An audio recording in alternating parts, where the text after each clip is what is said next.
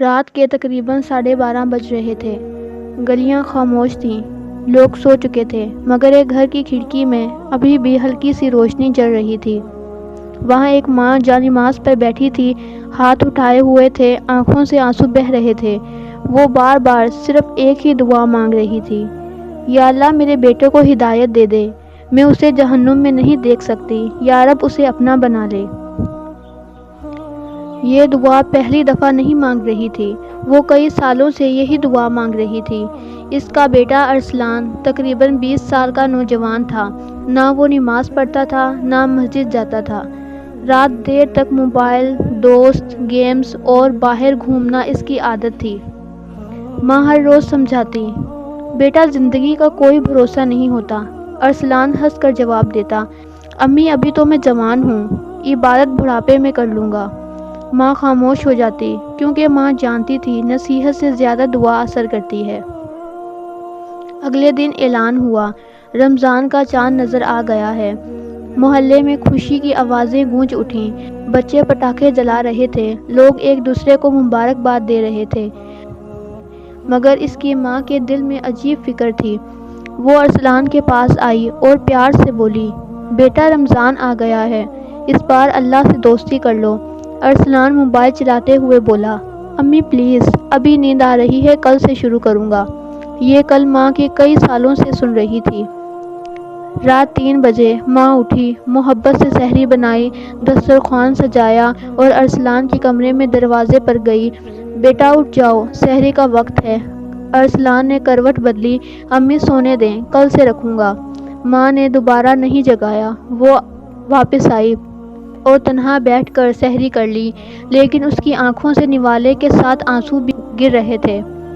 اسی رات تہجد کا وقت تھا، ساری دنیا سو رہی تھی، مگر وہ ماں اللہ کے سامنے کھڑی تھی۔ وہ رو کر کہہ رہی تھی، یا اللہ میرے بیٹے کو دنیا نہیں چاہیے، مجھے اس کی آخرت چاہیے، یا رب ایک بار اسے نماز کا مزہ چکھا دے۔ اگلی شام ارسلان باہر سے واپس آ رہا تھا، راستے میں مسجد سے قرآن کی تلاوت کی آواز آ رہی تھی۔ امام صاحب آیت پڑھ رہے تھے، کیا ایمان والوں کے لیے ابھی وقت نہیں آیا کہ ان کے دل اللہ کے ذکر سے نرم ہو جائیں؟ ارسلان کے قدم رک گئے۔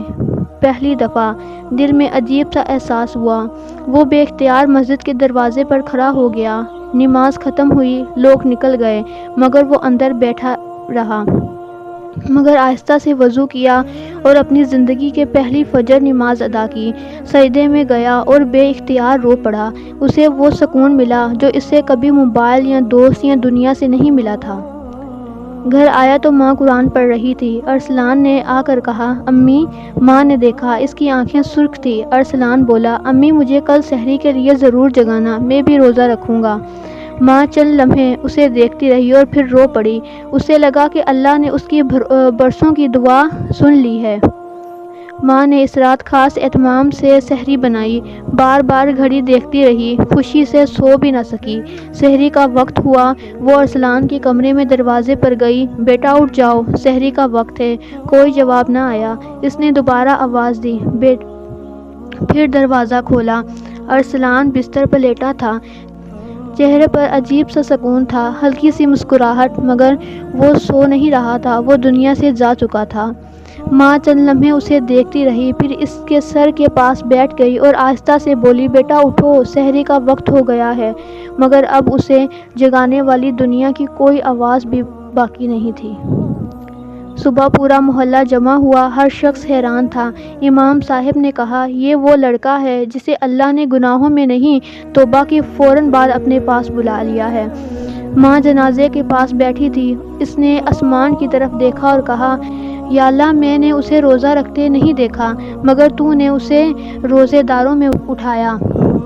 کبھی کبھی انسان سوچتا ہے ابھی وقت ہے، بعد میں نیک بن جاؤں گا، مگر سچ یہ ہے ہمیں نہیں معلوم ہمارا رمضان آئے گا یا نہیں۔ جو توبہ آج کر سکتے ہو اسے کل پر مت چھوڑیں، کیونکہ کچھ لوگوں کی پہلی نیکی ہی ان کی آخری نیکی بن جاتی ہے۔